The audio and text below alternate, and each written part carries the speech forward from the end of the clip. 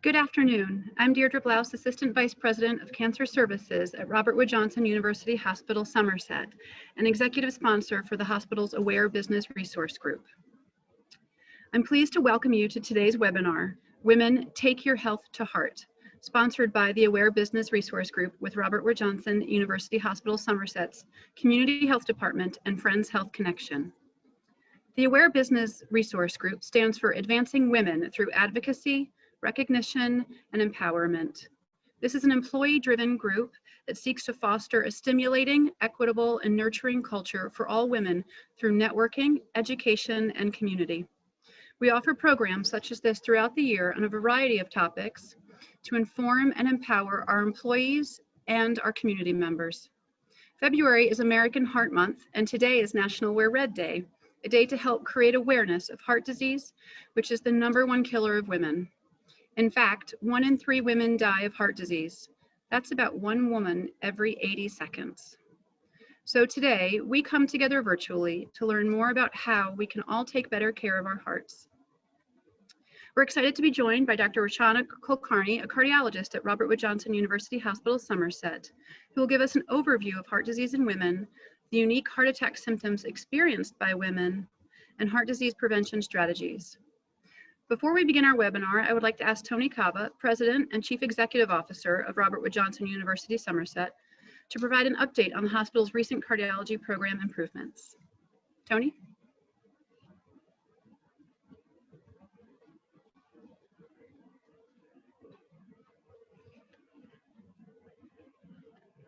Thank you, Deirdre. Well, hello everyone, and I want to welcome you all to today's conference. I'm sure it'll be terrific. I'm looking forward to it.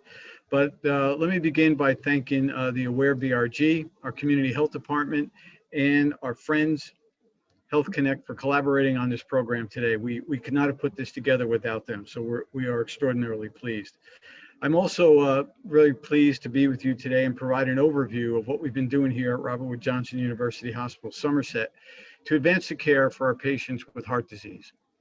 So we are in our final phases of our 5-year master facility plan, which includes an expansion of our cardiology program, which began in 2017. This project began with the renovations of our cardiac pavilion, which are our 2 cardiac floors, 2 east and 2 west, which includes all private rooms, which includes private rooms, not all private rooms, smart beds, and new wireless telemetry monitoring. We are also currently renovating space on our 2nd floor, which previously housed our rehab services. This space will be our new inpatient, outpatient cardiac diagnostic testing. We are really excited about this space because it allows easy access for our patients, park in the garage, free of charge, and it's right off the lobby. We are also planning upgrades to our cardiac catheterization lab. When completed later this year, our 2nd floor will conveniently house all of our cardiology services, from diagnostics to treatment to inpatient care, all in a state-of-the-art setting. We are also proud to be one of the state's busiest cardiac catheterization labs among community hospitals. Our interventional cardiologists are equipped to perform both elective angioplasty, emergency angioplasty for patients having a heart attack, as well as coronary stenting, pacemaker implantations, and endovascular procedures. In recognition of our high quality care, we have earned the Joint Commission's Gold Seal of Approval for our care of heart attack patients. And last year, we were also recognized by U.S. News and World Report as a high performing hospital for congestive heart failure based on our outstanding patient outcomes. In addition, we offer 3-phase cardiac rehabilitation program for patients who have recently suffered a heart attack or who are recovering from angioplasty, cardiac surgery, or heart transplantation. To provide greater convenience for our patients, our cardiac rehab program has moved to a new space on Route 206 North in Hillsborough. Prevention and early detection of heart disease has also been a key focus for us. Our Community Health Department offers programs like this throughout the year to educate our community on heart disease, along with health screenings, including blood pressure and cholesterol checks, of course, when COVID allows us to do that. I encourage all of you to take advantage of these opportunities, again, when COVID allows us to have these face-to-face things, to change your heart, to be in charge of your heart health. At this time, we'll begin our webinar, and I will now turn it over to our moderator, Serena Collado, Director of Robert Wood Johnson University Hospital Somerset's Community Health Department. Serena? Thank you, Tony. Good afternoon, ladies and gentlemen. We are pleased to welcome our guest today, Dr. Rachana Kulkarni. Dr. Kulkarni is board certified in cardiology and nuclear cardiology. She is a graduate of the Government Medical College in Nagpur, India, and completed her internal medicine and cardiology training at Robert Wood Johnson University Medical School. Dr. Kulkarni is president of the American Heart Association of New Jersey chapter, and she previously served as chief of cardiology and the chairman of the Department of Medicine at Robert Wood Johnson University Hospital, Somerset. She is also co-chair of the New Jersey American College of Cardiology's Women in the Cardiology chapter. Women in heart disease is a key area of interest for her, and she has been published extensively on this topic, including a contributing author in cardiology textbooks on heart disease in women. She was recognized in 2017 by the American Heart Association with its Woman of Distinction Award for making sustained and extraordinary contributions to women, health, and society. So thank you for speaking with us today. So we're going to begin our webinar with about 30 minutes of a moderated discussion, and then we will open it up to questions from our audience. Deirdre shared some sobering statistics with us at the start of the program. 1 in 3 women die each year of cardiovascular disease. That's more than those who die from all cancers combined. About 90% of women who have 1 or more risk factors for developing heart disease. However, the good news is that about 80% of cardiac events can be prevented. So Dr. Kulkarni, welcome again. And let's start by having you give an audience an overview of how heart disease affects women.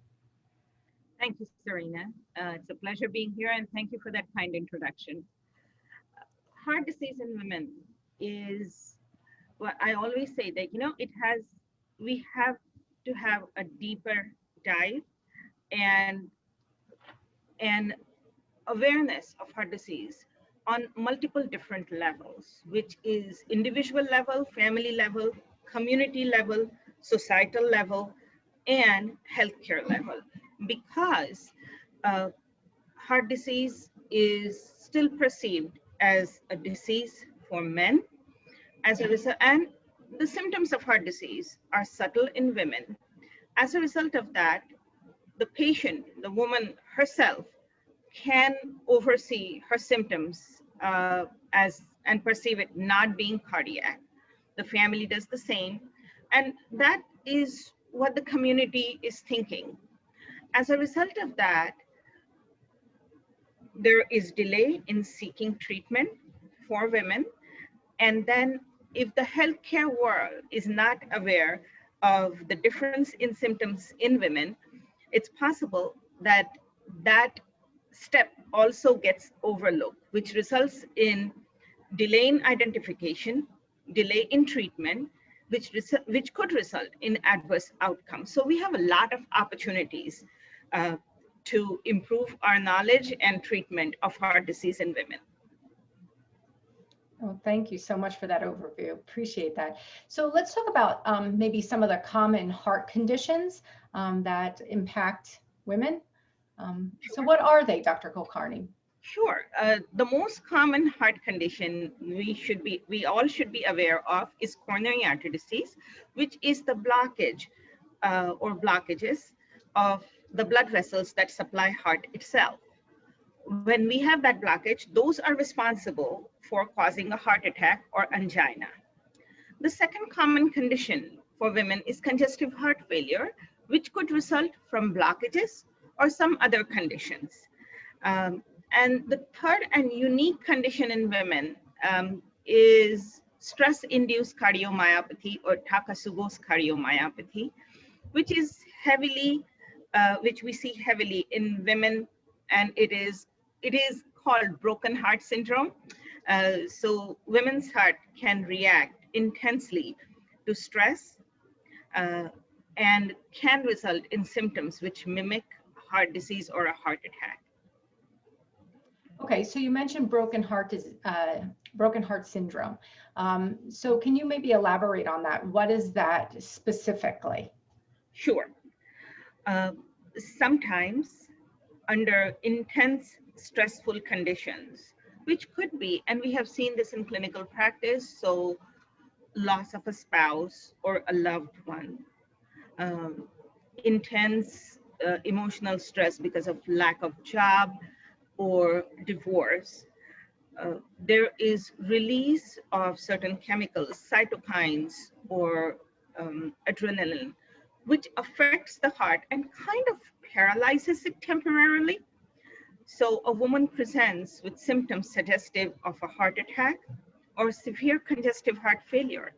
And when appropriate testing is done, then it comes to light that the person does not have a heart blockage, but the heart gets weak in certain areas, usually the apical areas, and that is called Takotsubo's cardiomyopathy. Cardiomyopathy means weakening of the heart muscle, and Takotsubo's is a Japanese fishing trap. That's what the name comes after.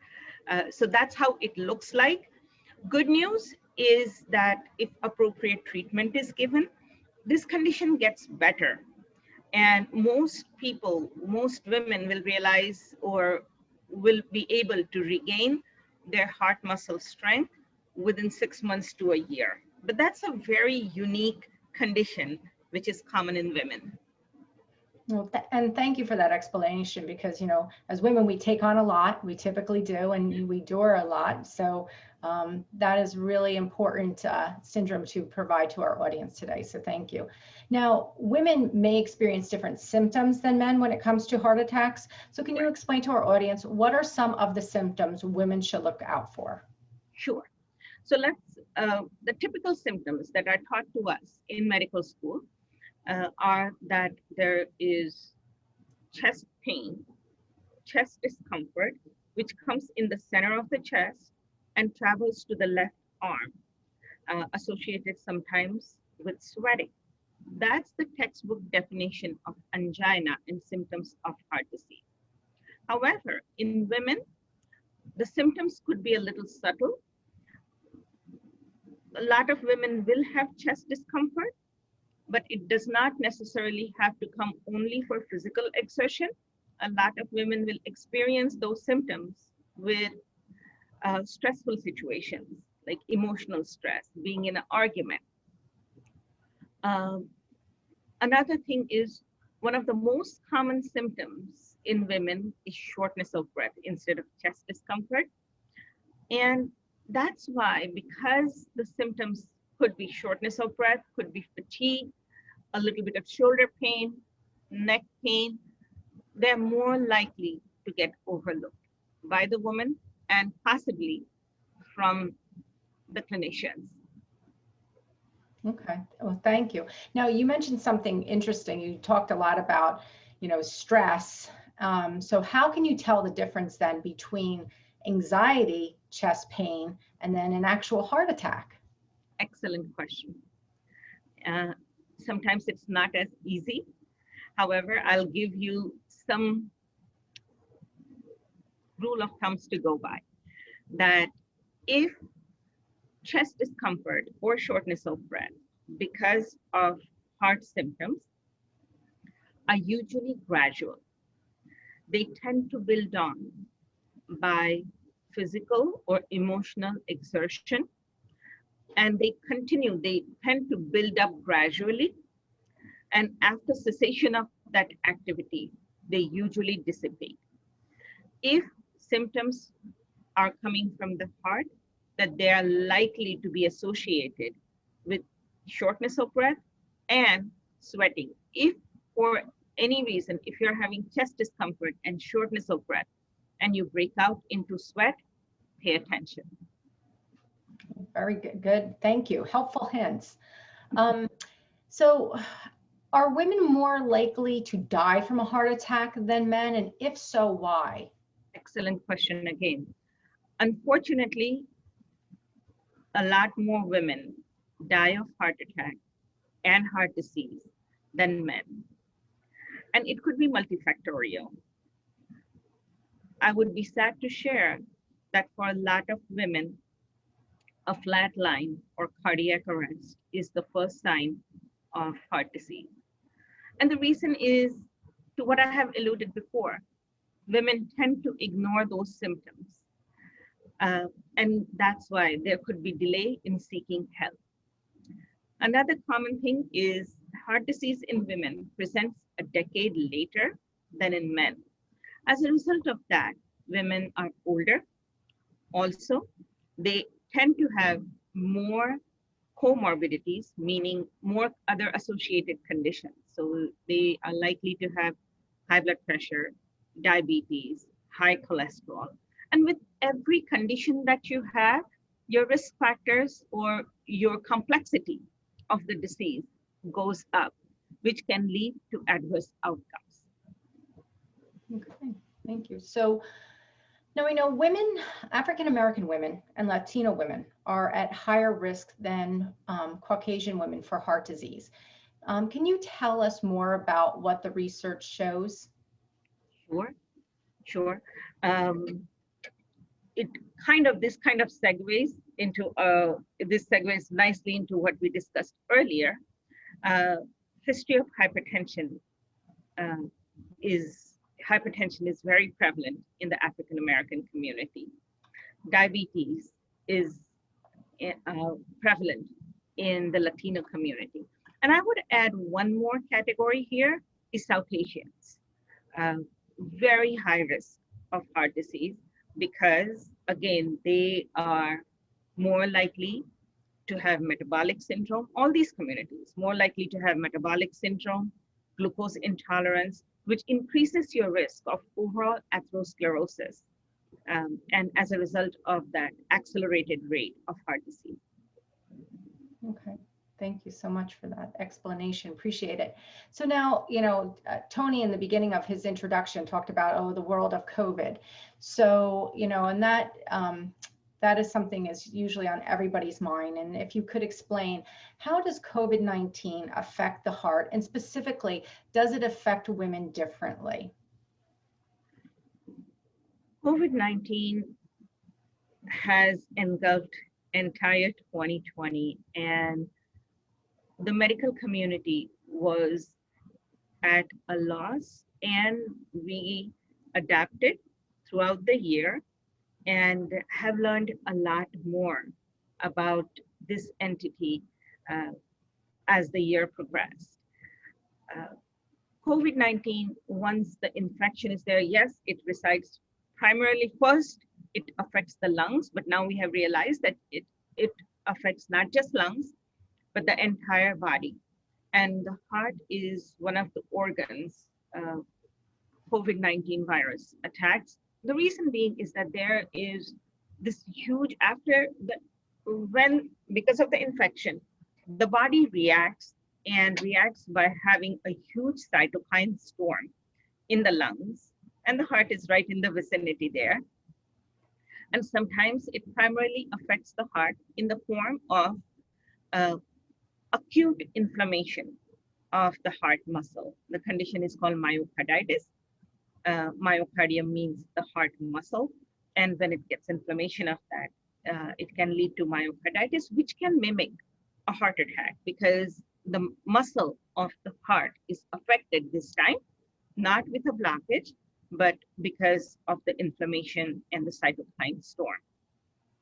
The second common thing that we are seeing is few months later, after a person survives COVID infection, we are still seeing sometimes they're presenting with symptoms of congestive heart failure. Sometimes we're seeing that they present a lot with irregular heart rhythm. Because if I put the heart in a context of a house, sometimes the basic architecture, like the muscle that I have said, that gets affected by COVID. Sometimes the heart's electrical system gets affected by COVID, which is a lot more prevalent. And it needs to be seen how this will evolve in the future. Okay, thank you. Appreciate that. And to your knowledge, is there any difference in how it affects women? At this point, we do not have any conclusive evidence saying that the women are affected any differently or any worse, but I'm sure as we have more patients and more longitudinal studies, we will have enough data that we can delve deeper into. Fair enough. It's been an ever evolving thing with COVID, so I'm sure we will be learning more. Now, let's talk about genetics and what role does genetics play in heart disease? So, for example, if you have a family history of heart disease, is there anything you can do to lower your risk? Absolutely. Great question again, Serena. Heart disease has, we call as two sets of risk factors. One is modifiable, another one is non-modifiable. Modifiable is something we can do about, such as high blood pressure, diabetes, high cholesterol. One very important thing, smoking. So there are a lot of things that we can do about, but non-modifiable are our age, race, gender, ethnicity, and our family history. Family history plays a very important role in heart disease. And I think people, this is, to me, it's a little bit modifiable, and I'll explain why. If you know that in your family, a man had heart disease or heart attack or heart surgeries before the age of 55 and a woman before the age of 65, you know that you're at risk for premature coronary artery disease. I think anyone who knows that should take that opportunity to risk stratify them. Know your risk factors. Knowledge is key. Knowledge is power. So if you know your risk factors, and if you say, okay, I have heart disease in the family, let me see what I do. Know your numbers. American Heart Association has put down a beautiful program of Life Simple 7. Know your risk factors. Know your numbers. And how do you know your numbers? Diabetes, hypertension, high cholesterol are the three risk factors for heart disease.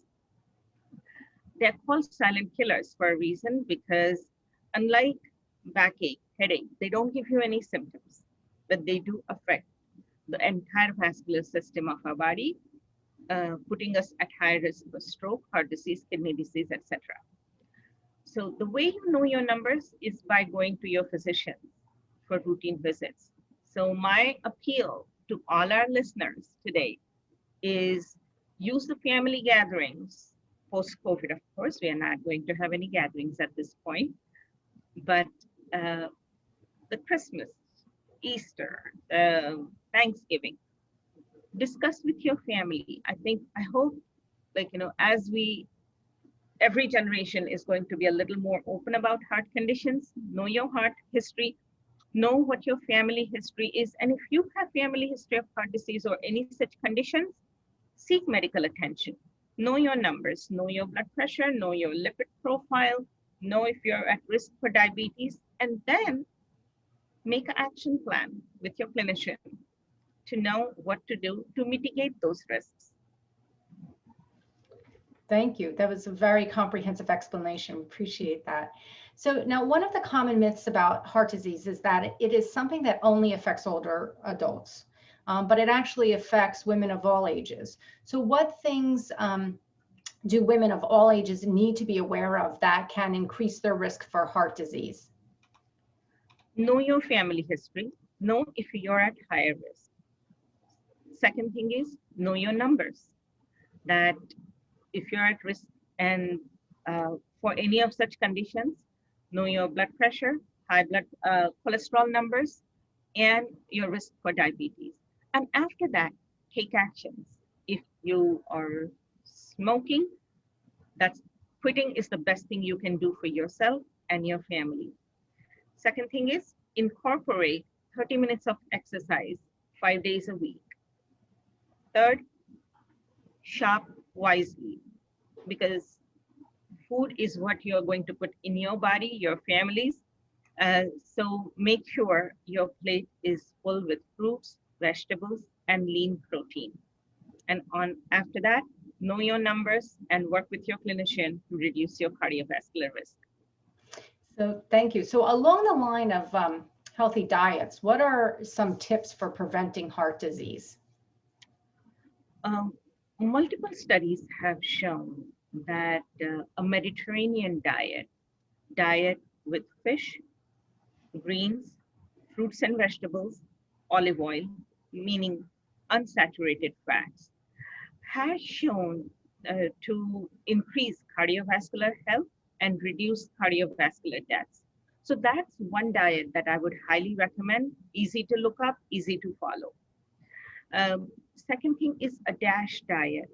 I would encourage all of you to look into it. If you have history of high blood pressure, that's a low salt diet. And once you start looking, you will realize that how much hidden salt is there in all the food that we consume. So let's pay attention to that. Those diets have traditionally shown to be heart healthy. Simple things is avoid saturated fats. I always like to make things simple. So anything, any fat that freezes at room temperature, think about this, that can go and lodge in your arteries. So butter, margarine, lard, those are the things. If they're solid at room temperature, they're not good for your heart. Olive oil, canola oil, oils which are unsaturated, they use them. And I would like to take a moment. There has been some myths about coconut oil lately, and that they have been good. And I have patients that I've seen for years, and they are doing very well on, and their lipid profiles are great. And then they come and I see that, what happened here? And they say, oh, I saw some commercial and this and that. And I started having 2 tablespoons of coconut oil. Coconut oil, remember what I just said, it freezes at room temperature. It's not good for you. So please don't pay any attention to those commercials. Stay away from coconut oil.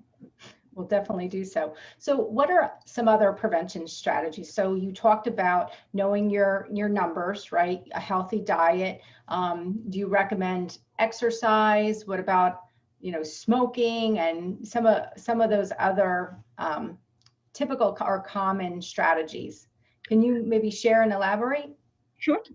Smoking cessation, I can't stress enough how modifiable it is. And smoking, and I'll take it a step further, vaping is so detrimental to cardiac health. Approximately 40 to 50% of cardiac deaths and cardiac events are attributable to smoking. So it's a complete, if you are not smoking, please don't start. Talk to your children about adverse effects of vaping. American Heart Association, along with AHA, I have been working in changing the policy for vaping across the school districts, because that is something I feel that we all as a community had done such a good job at cutting down smoking in our communities.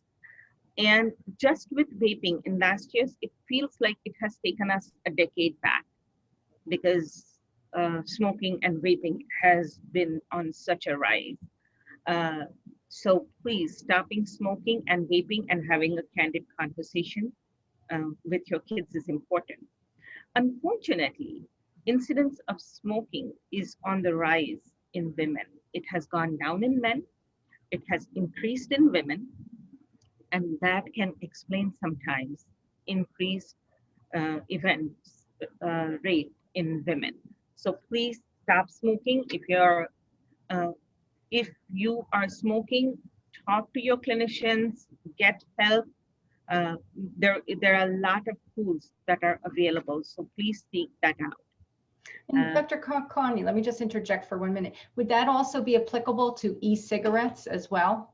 Yes, vaping is e-cigarettes. So very, very important. And I'll point out that e-cigarettes, they still have the same amount of nicotine. So even the Surgeon General came out 2 years ago and issued a very strict and clear warning that even if it does not have the tar and the other chemical substances that go into the lungs, it might be a little better for the lungs. However, make no mistake, for cardiovascular risks, e-cigarettes are just as bad. So don't get into that trap, please. And about activity, sad to share that we as a nation, our waistline is ballooning. A lot more, 2/3 of women, when studies are done, tell us that they don't do enough cardiovascular activity and exercise. And there could be a multitude of reasons. And believe me, as a working woman, I empathize with all of that. But we need to do this for ourselves and our families. Try to see if you can get 30 minutes of vigorous exercise. And what I mean with vigorous is brisk walk, swimming, bicycling, 5 days a week. We should try to do that. That will improve not just cardiovascular health, but high blood pressure, diabetes, your lipid numbers, all of that will be better by embarking on 30 minutes of exercise. In addition, and if you cannot get 30 minutes of exercise, let's not go into this all or none. If we cannot get 30 minutes of exercise, this is one thing that I negotiate very hard with my patients. I'll tell them, okay, fine, if you can't give me 30 minutes at a stretch, let's do 15 in the morning, 15 in the evening. If you can't do that, let's do 3 sets of 10. So long as you hit those 30 minutes 5 days a week, we're good. 30 minutes at a stretch is better, but if you can't do that, let's break that up. For a lot of us, and I'm talking this post-COVID, of course, or when things get better and when most of us are vaccinated, it's a great idea to have a walking buddy at work and use that lunch break for walking. And I think, we can do that at home also. If most of us, if we are working from home, let's set those 30 minutes and during lunchtime to freshen ourselves, go get that walk, and then get back to work. But we need to do that for ourselves. Well, thank you for that.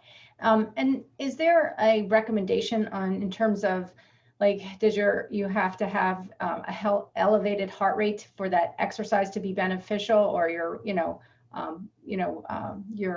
so I guess let me just stop there and ask you that. Is there any recommendation around that?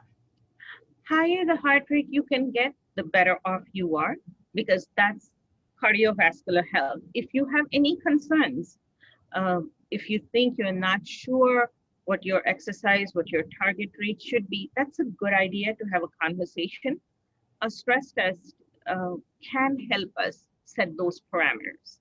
If we put you on treadmill and see how you can exercise, how much you can exercise safely, you can set those benchmarks. Well, thank you. And that actually leads into my next question about some cardiac diagnostic and treatment. So can you tell us about the cardiac diagnostic and treatment options that are available here at Robert Wood Johnson University Hospital, Somerset? Well, I'm happy to say that we have the whole gamut here. Everything is available. And I'll go through the first and foremost in any cardiac diagnosis is a good history and physical. And after that, once you start formulating and establishing the cardiac risk, then the next step is usually an electrocardiogram. An electrocardiogram is electrical impulse that comes from the heart and that can be measured with an electrocardiogram. That gives us a lot of important information about the rhythm of the heart. Is it regular? Is it irregular? It also gives us insight about whether or not this patient or this person has already had any kind of heart issues, or is that person at risk of having heart blockages, and is the heart chamber enlarged. So electrocardiogram is a good starting point.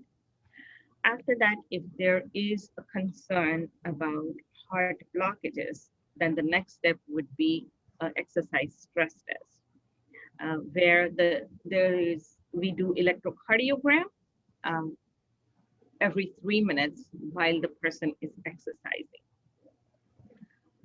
If we are unable to get the person to exercise, or if there are questions after an exercise stress test, then the next step would be adding the imaging modality to that in the form of a stress echo, where the person exercises and before and after we take echocardiographic images.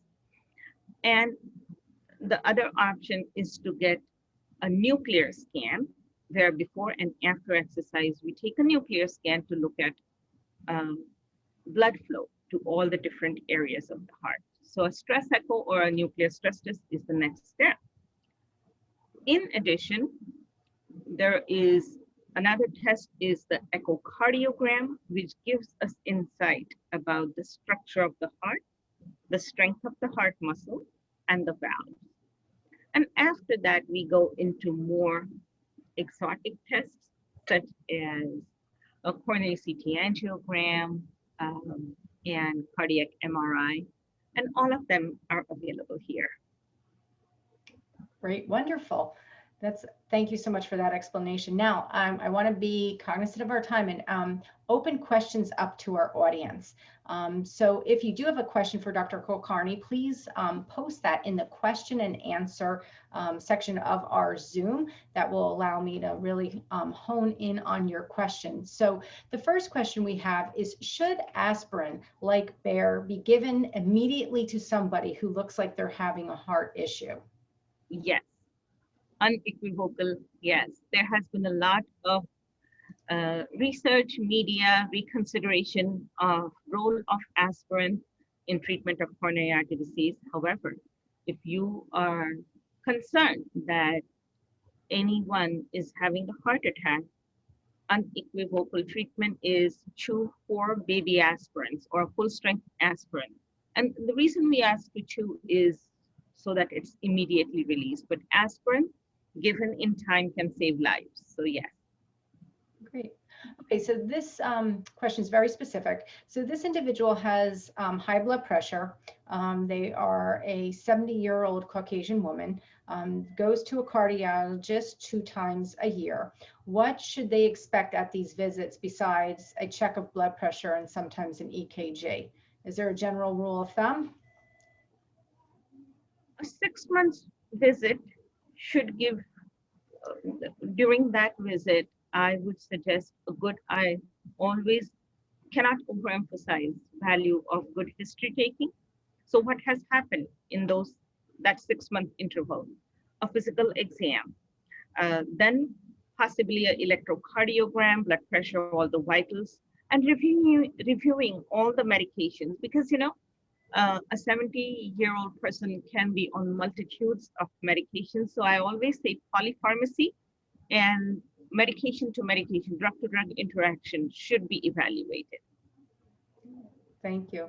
So this is a very interesting question. So what are your thoughts on red yeast rice?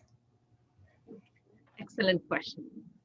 Red yeast rice is a supplement that's available over the counter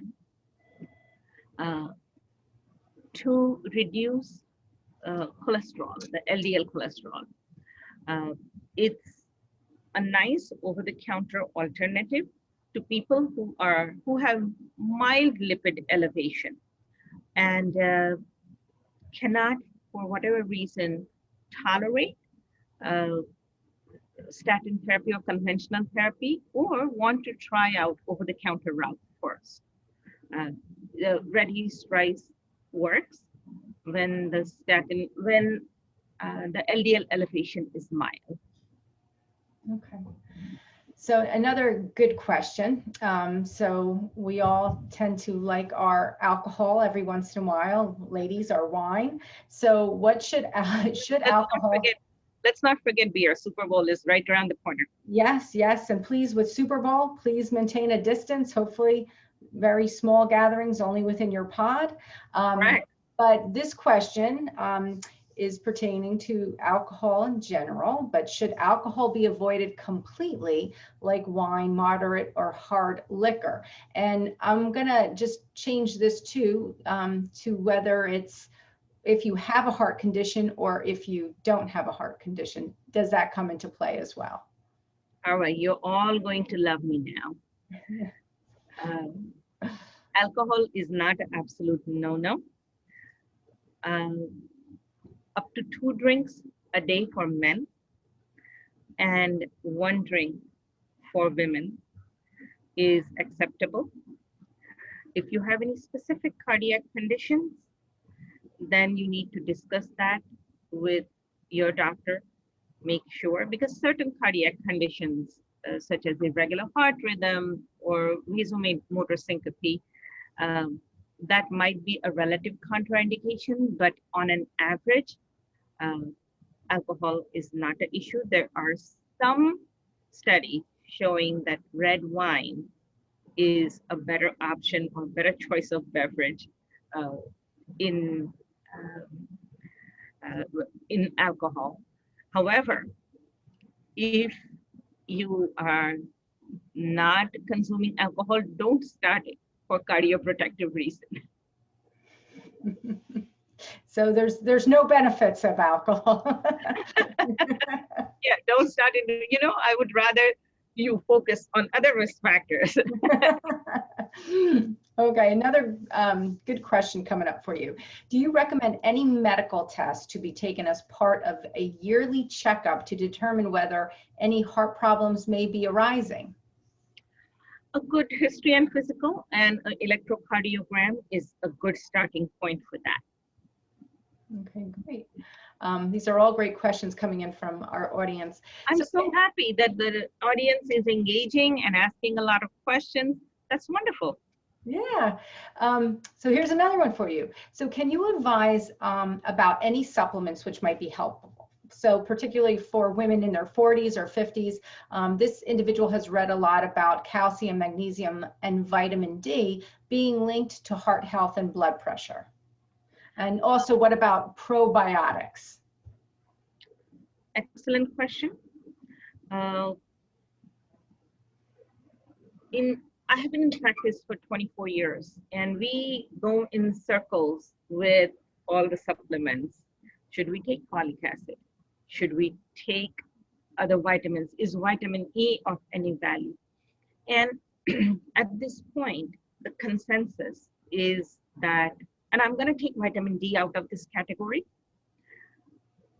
If you're having a balanced diet, and if you're having enough fruits and vegetables, then no supplement is required. If you want to make sure that you are taking enough vitamins, if you want to take one multivitamin, men's, women's, it's a good idea. Just if you want to ensure that you're getting all the supplements. But after that, unless your vitamin D level is low and you're supplementing that according to medical advice, there is no conclusive evidence saying that this particular supplement helps. Okay, very good.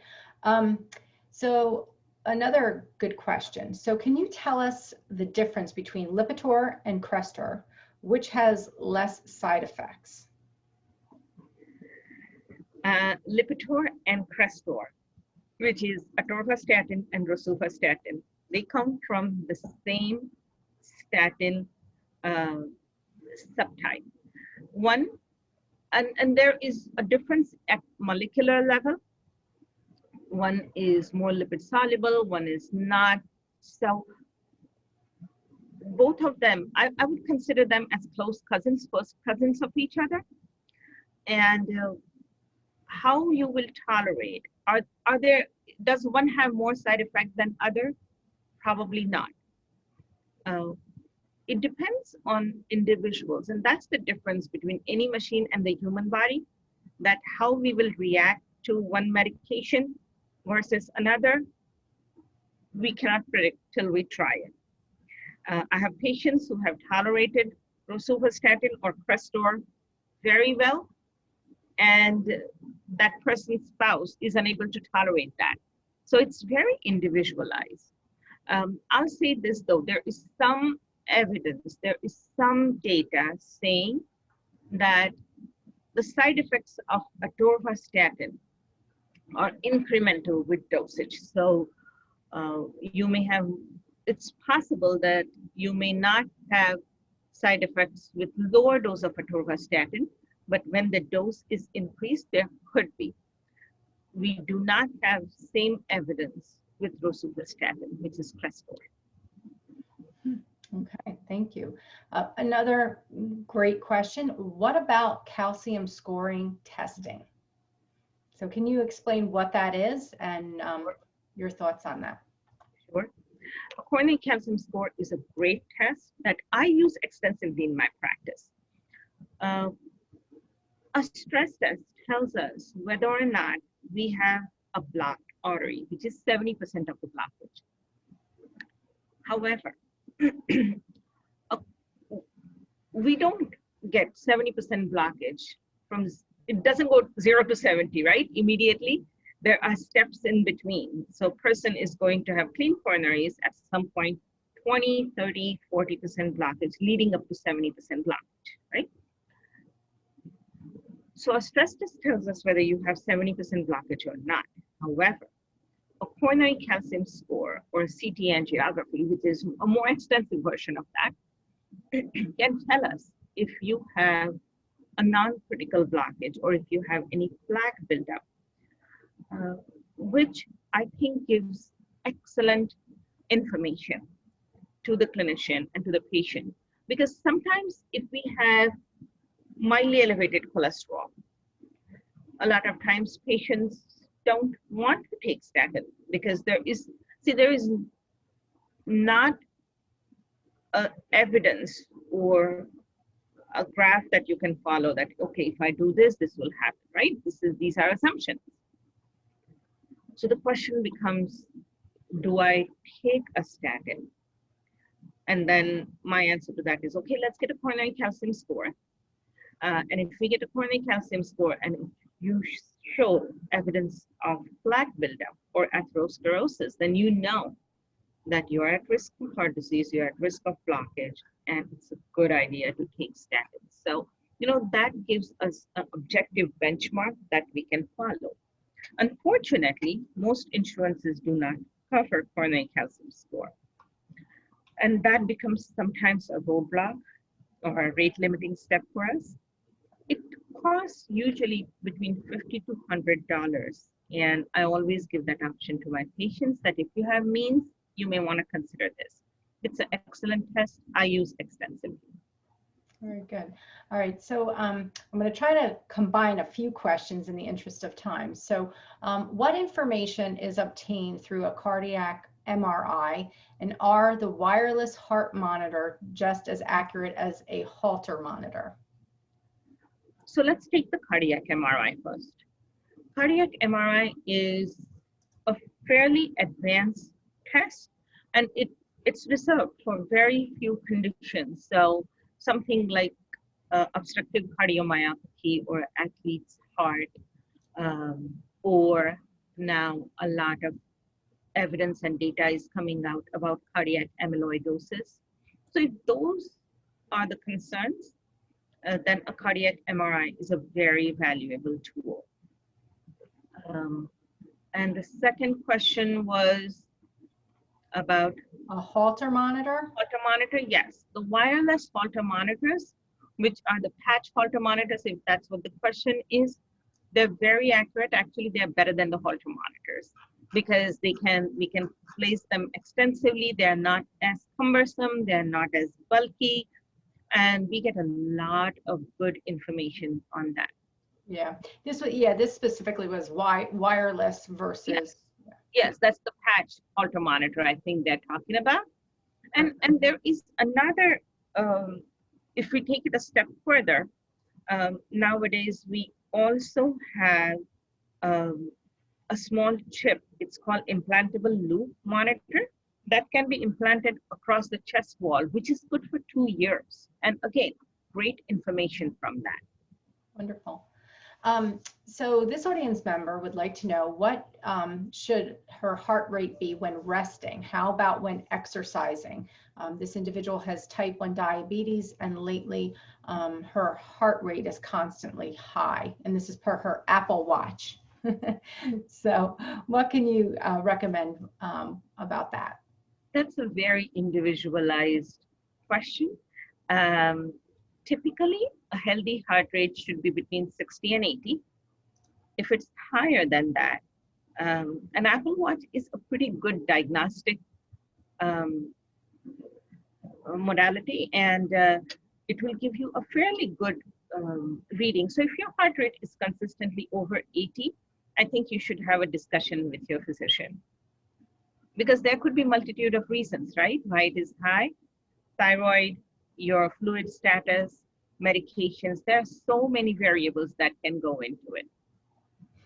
Sounds good. Thank you. So next question. In menopause or postmenopausal periods, is there an increase to have or develop heart conditions? Absolutely. Excellent question.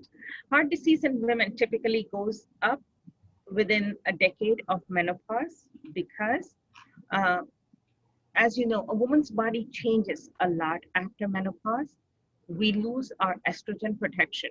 And when we lose that, our blood vessels are more likely to have plaque buildup and atherosclerosis.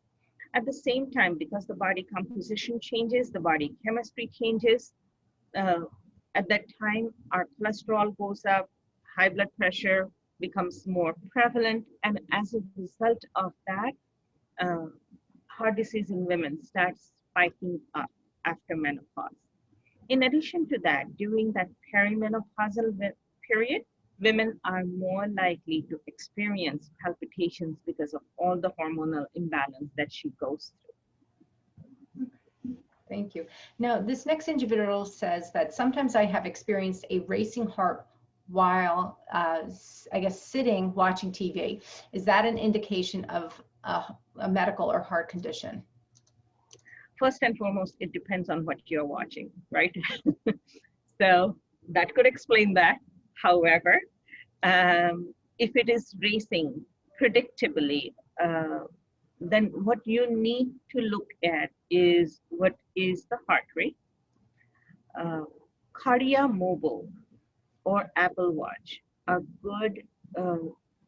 good gadgets to have at home.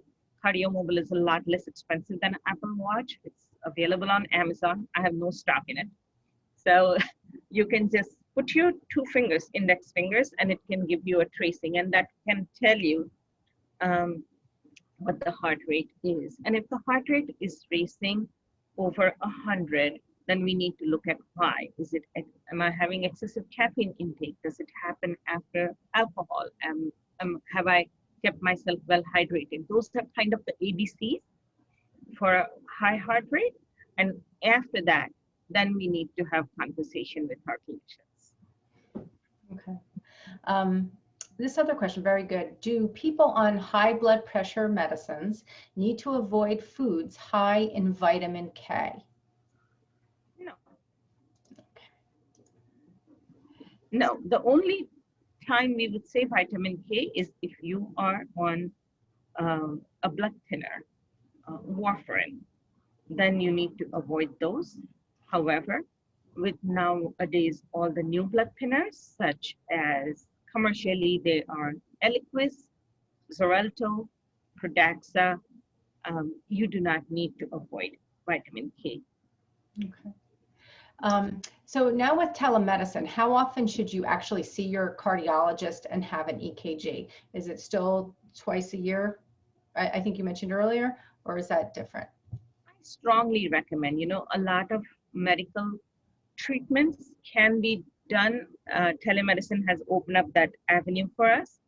However, I still feel that seeing a cardiologist, having them listen to your heart, I think an in-person visit is a lot more valuable than a telemedicine. Because I understand if you have elderly parents, you don't want them to get out, that's different. But if you could, I think an in-person visit is still valuable. Sounds good. This one, you may, just to clarify, you may have answered this, but is swimming good for the heart? Yes. If you could swim, absolutely. That's a great exercise. Okay, and our last question. This individual is 76 years old with a family heart problem history, the mother with a high blood pressure from age 50 and died at 92.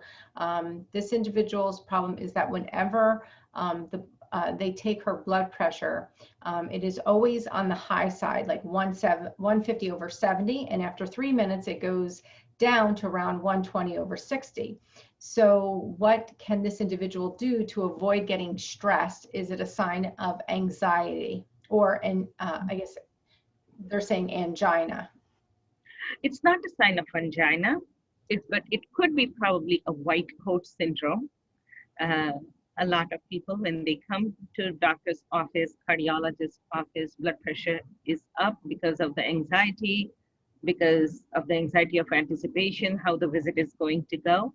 And we typically ask our patients to wait for a few minutes, we check them, it comes down. So at that point, what I bring to patients' attention is keep an eye, do a home blood pressure monitoring, because if that's how you're reacting to stress, life is full of stress. And if your blood pressure spikes up and down, then we may need to monitor it or treat it if needed. Great. Well, thank you so much, Dr. Kulkarni, for the great information you shared with us today. We truly appreciate it. So, ladies and gentlemen, this is going to conclude today's webinar. Please remember that the opinions expressed here by our medical expert are not a substitute for medical advice from your own physician. If you need a physician, please call our physician referral line at 1-888-724-7123. For more information about Robert Wood Johnson University Hospital Somerset's cardiology services and for a list of upcoming heart health webinars, please visit our website at www.rwjbh.org/Somerset. And before we depart, please remember with COVID to wear your mask, wash your hands, wash your distance, and when sick, stay home. And if you get that opportunity to get the vaccine, please take your shot. Thanks so much, everyone, and have a great day. Thank you again. Thank you, Serena. Thank you.